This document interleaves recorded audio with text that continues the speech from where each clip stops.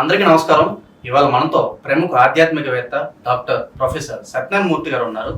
ఆంధ్రప్రదేశ్ ముఖ్యమంత్రిగా చంద్రబాబు నాయుడు గారు జూన్ 12వ తారీఖున ఉదయం 11:27 ప్రమాణ స్వీకారం చేయబోతున్నారు. మరి ప్రత్యేకంగా ఆ సమయానికి ఉన్న ముహూర్త బలం ఏంటో మన మూర్తి గారిని అడిగి తెలుసుకుందాం. మూర్తి గారు నమస్కారం. నమస్కారం మనకంట. మూర్తి గారు 11:27 ఎగ్జాక్ట్ గా చంద్రబాబు నాయుడు గారు ప్రమాణ స్వీకారం చేయబోతున్నారు. ప్రత్యేకంగా మరి ఆ టైం ఏంటి? దానికి ఏమన్నా ఒక ముహూర్త బలం ఉందా? కాస్త వివరించండి. డెఫినెట్ గా ఉంది. ఆ ముహూర్తంలో మనకి జూన్ 12, 2024 సంవత్సరం సిఎంఓ రిలీజ్ చేసినట్టుగా చీఫ్ మినిస్టర్ ఆఫీస్ 11:27 ఉదయం ఆ సమయానికి చంద్రబాబు నాయుడు గారు ప్రమాణ స్వీకారం జరుగుతుంది. ఆ సమయము సింహ లగ్నము, సింహ రాశి కలిగినటువంటిది. ఆ రోజు బుధవారం.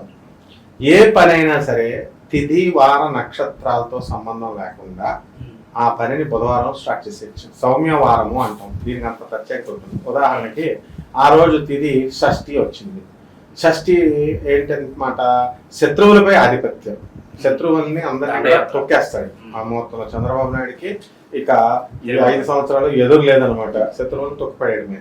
అలాగే ఒకవేళ పొరపాటున అష్టమి తిథి ఉందనుకో, ఆ రోజు ముహూర్తం పెట్టడానికి కుదరదు కదా. అలాగే ఆ రోజు ఏ మంగళవారమో అనుకో, వారం సెట్ కానట్టు. అష్టమి వచ్చిందంటే తిథి సెట్ కానట్టు. ఇప్పుడు ఆరుద్ర ఇలాంటి నక్షత్రాలు వచ్చినాయి అనుకో, అవి అంత శుభమైనటువంటి నక్షత్రాలు కానట్టు అనుకుందాం. అలాంటి వాటితో ఏం సంబంధం లేకుండా బ్లైండ్ గా మనము బుధవారం నాటి స్టార్ట్ చేసేయచ్చు అని చెప్పి శాస్త్రం ఉంది. దానికి సంబంధించి మనం ఎప్పుడో వీడియోల్లో చాలా మంది చెప్పుకున్నాం మనం. అయితే అందువలన బుధవారం పెట్టారు. ఇక షష్ఠి ఎందుకు పెట్టారంటే అసలే త్రికూటమి, అది కూటమి ఏర్పడింది. 3 పార్టీలు. వీళ్ళతో సమన్వయం ఉండాలా. ఎప్పుడు కూడా వీళ్ళు ఎవరు పవర్ విత్డ్రా చేయకూడదు. వీళ్ళలో వీళ్ళకి మనస్పర్ధలు రాకూడదు. ఇకపోతే బయట నుంచి వైసీపీ క్యాడర్ వాళ్ళు ఎవరో కూడా వీళ్ళ పైన దాడి చేయకూడదు. అలా ఇబ్బందులు పెట్టకూడదు. ప్రజలలో చక్కగా ఇది ఉండాలా. ఎందుకంటే ఇప్పుడు చంద్రబాబు నాయుడుకి యాంటీగా చాలా మంది వైఎస్ఆర్ పార్టీ వాళ్ళు ఇప్పుడు ఉన్నారు. ఇప్పుడు కూడా గెలవకూడదు అని అనుకున్న వాళ్ళు ఉన్నారు. అలాగే టీడీపీ క్యాడరే వైఎస్ఆర్ పార్టీ వాళ్ళని అన్నం కామను. మనం ఎంత అన్బయాస్డ్గా నిష్పక్షపాతంగా మనం చెప్తున్నప్పటికీ కూడా ఈయన ఒకటి ఆ పార్టీ వాళ్ళు తిడుతున్నారు, ఆ పార్టీ వాళ్ళు ఆయన గురించి చెప్తే ఈ పార్టీ వాళ్ళని తిడుతున్నారు. అది మనకు సంబంధం లేదు. కాబట్టి మనం ఏంటంటే ఈ ముహూర్త బలం గురించి మనం చెప్పాలా. ఇందులో ఉన్నటువంటి గ్రహస్థితి ఏంటంటే ఆ రోజు మేష రాశిలో కుజుడు, వృషభ రాశిలో రవి, బుధ, శుక్ర, గురు గ్రహాలు, తర్వాత సింహ రాశిలో చంద్రుడు, సింహ లగ్నం అది. కేతువేమో కన్యా రాశిలో, శని కుంభ రాశిలో. తర్వాత జూన్ 29 నుంచి శని వక్రిస్తున్నాడు. జూన్ 12 కాబట్టి వక్రించట్లా, శని బాగున్నాడు.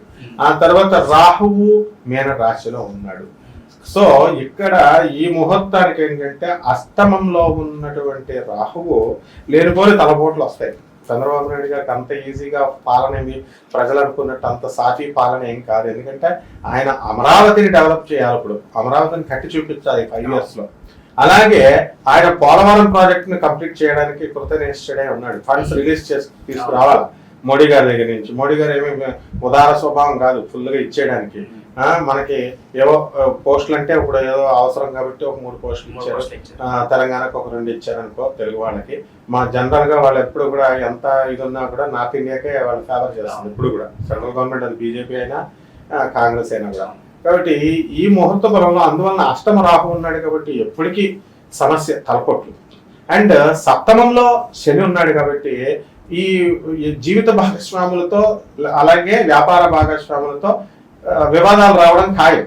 కాబట్టి ఇప్పుడు మనకి పవన్ కళ్యాణ్ గారు ఇప్పుడు ఆయనకి అవసరం కాబట్టి, అలాగే చంద్రబాబు నాయుడు గారికి ఆయన అవసరం కాబట్టి, బీజేపీ మోడీ గారికి వీళ్ళిద్దరు అవసరం కాబట్టి ఇలాగేదో కలిసి ఉన్నారు. కానీ స్పర్ధలు వస్తాయి. క్యాడరే వాళ్ళు ఒప్పుకోరు. ఇప్పుడు అప్పుడే స్టార్ట్ అయిపోయింది.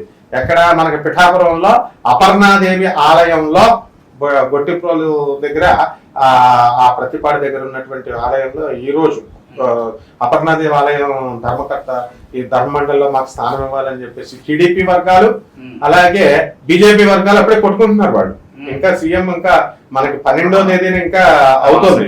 ఈ లోపలనే అప్పుడే స్టార్ట్ అయిపోయినాయి. అలాగే ఇంటెలిజెన్స్ రిపోర్ట్స్ ఉన్నాయి సిఐడి నుంచి.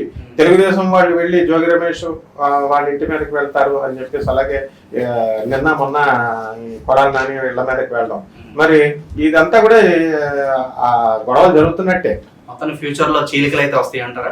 చీలికలు రావు కానీ మనస్పర్ధలు వస్తాయన్నమాట. ఎందుకంటే గట్టిగా డబ్బు అడగాలి, ఈయన గట్టిగా అడిగితే కొంచెం ఇస్తారు, ఆయన హత్ అవుతాడు. అలాగే ఈయన దేనికి ఖర్చు పెట్టమని వీళ్ళు చెప్తారు. చంద్రబాబు నాయుడు గారేమో Polavaram project Amaravati prestigious programme కాబట్టి దీని మీద దృష్టి పెట్టొచ్చు. ఇలా ఏదో ఒక పాలసీస్ లో 3 పాలసీస్ లో వస్తాయి. వ్యక్తిగత ద్వేషాలు రావు. వైఎస్ఆర్ కేటరీ లాగా వైఎస్ఆర్ వాళ్ళు ఎంతసేపు ఒకరినొకరు తిట్టుకోవడంతోనే ఉండేది, అలా ఉండదు. కానీ డర్టీ పాలిటిక్స్ ఉండవు, కానీ డీసెంట్ పాలిటిక్స్. కానీ పాలసీస్ లో, బైలాస్ లో ఈ యొక్క డెవలప్మెంట్ సంబంధించి నిర్ణయాలు తీసుకోవడంలో ప్రయారిటీ విషయంలో డిఫరెన్సెస్ వస్తాయి. సో ఇప్పుడు మనకి భాగ్యంలో ఉన్నటువంటి కుజగ్రహం ఏంటంటే వెరీ స్ట్రాంగ్ గా ఉన్నాడు, మేషరాశిలో స్వక్షేత్రగతుడై ఉన్నాడు. కాబట్టి ఆయన పూర్వజన్మ పుణ్యము చంద్రబాబు నాయుడు గారికి అధికార పగ్గాలు రావడము, అలాగే పవన్ కళ్యాణ్ గారు కూడా చక్కగా డిప్యూటీ సీఎం గా ఆయన రావడము, మంచి ధైర్యంతో మోడీ గారు కూడా పిఎం ప్రైమ్ మినిస్టర్ గా ఉండి చక్కగా ధీటుగా ధైర్యంగా వీళ్ళు పనులు పూర్తి చేస్తారు. అలాగే రాజ్యస్థితిగతుడైనటువంటి రవి, బుధ, గుర, శుక్ర గ్రహాలు ఉన్నాయి. మరి రాజ్యగురుడు మంచి శుభమైనటువంటి ఫలితాలు ఇచ్చినప్పటికీ కూడా అది వృషభ రాశి కాబట్టి రవి శుక్రులకి ఇద్దరికి పడదు. అందువలన చాలా ఇబ్బందులు అనేటటువంటివి రాజ్య పరిపాలనలో వస్తాయి. అవి కామన్ మనిషికి అర్థం కావు. అవి ఇంటర్నల్ గా ఇప్పుడు చీఫ్ సెక్రటరీస్ వీళ్ళతో, ప్రిన్సిపల్ సెక్రటరీస్ వీళ్ళతో కూడా చంద్రబాబు నాయుడు గారికి చెప్పిన పాలసీస్ వాళ్ళు చెప్పిన ఈయన వినకపోవచ్చు, ఈయన చెప్పిన వాళ్ళు ఇంప్లిమెంట్ చేయకపోవచ్చు, ఇలాంటి రకరకాలు వస్తూ ఉంటాయి అన్నమాట. అయితే ముఖ్యంగా ధనస్థానంలో ఉన్నటువంటి కేతుగ్రహ ప్రభావం వలన చంద్రబాబు నాయుడు గారు వాక్ స్థానంలో ఉన్నటువంటి కేతువు వల్ల స్లోగా సైలెంట్ గా ఉన్నటువంటి చంద్రబాబు నాయుడు గారు విజృంభిస్తారు. ఈ ముహూర్తంలో చేసిన తర్వాత చక్కగా తన యొక్క క్రమశిక్షణకు మారిపోయారు చంద్రబాబు నాయుడు అంటే.